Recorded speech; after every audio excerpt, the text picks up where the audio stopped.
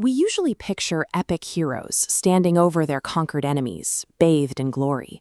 But the Javanese myth of Arjuna presents a very different image: a warrior kneeling in the ash, paralyzed by the memory of two deaths, the honorable king Prabhu Palgunati, and the woman Arjuna loved but could never have, Devi Angraeni.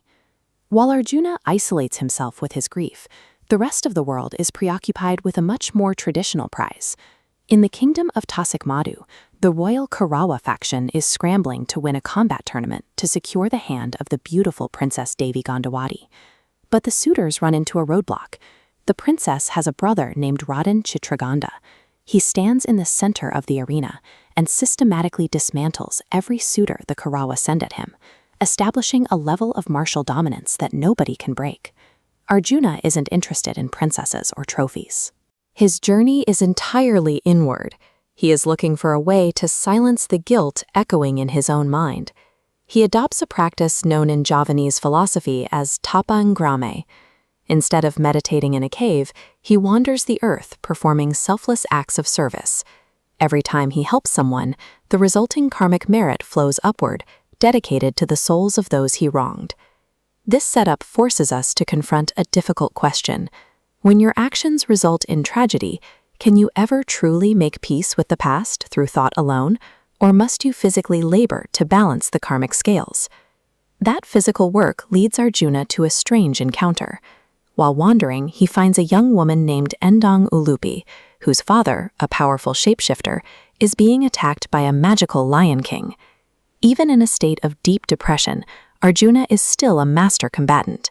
He steps into the fray, expertly dodges the lion's lunge, and neutralizes the beast with a single decisive strike. The rescued father immediately offers Ulupi to Arjuna in marriage out of gratitude. Arjuna turns him down.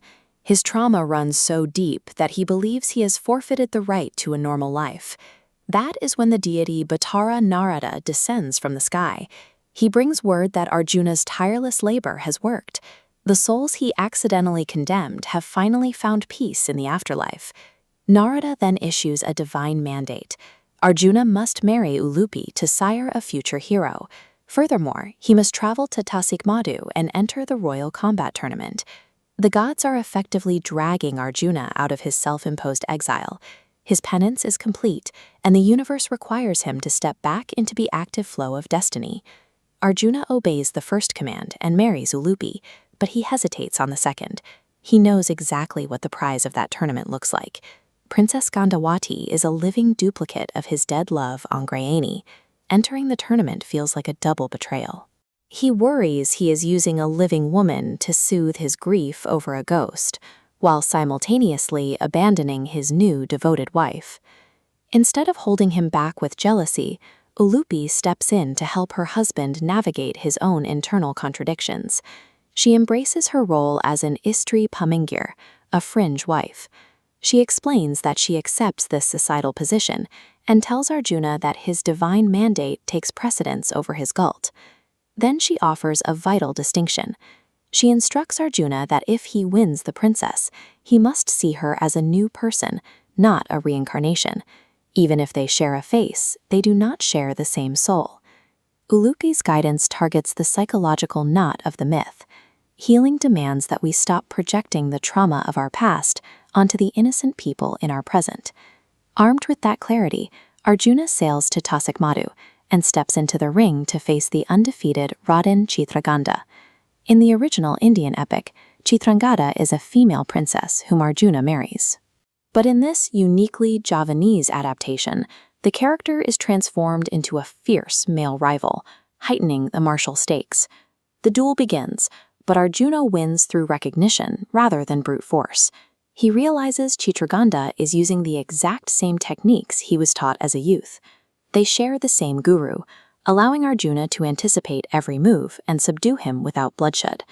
The victory is final, and Arjuna is presented with the hand of Devi Gandawati. Standing at the altar, Arjuna faces his final test. Looking at Gandawati still feels like looking at a phantom, but he applies Ulupi's wisdom. He consciously grounds himself in the present, seeing her as a distinct individual. This myth serves as a study in survival.